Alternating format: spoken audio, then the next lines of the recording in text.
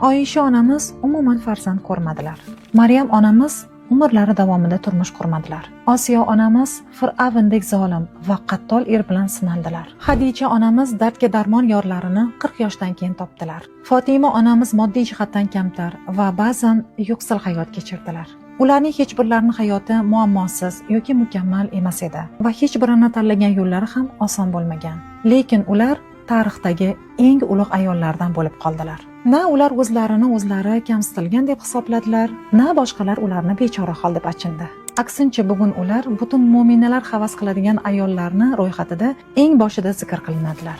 Har kimni nasibasi keladigan vaqti bor. Har kimni imtihoni va sinovi ham turlicha bo'ladi. Bugun esa baxtni to'qlikda, muammosiz sharoitda, izzat ikromda va yoki romantik munosabatlarda deb o'ylaydiganlar bor. Ammo biz bilgan tarix boshqacha haqiqatni ko'rsatadi.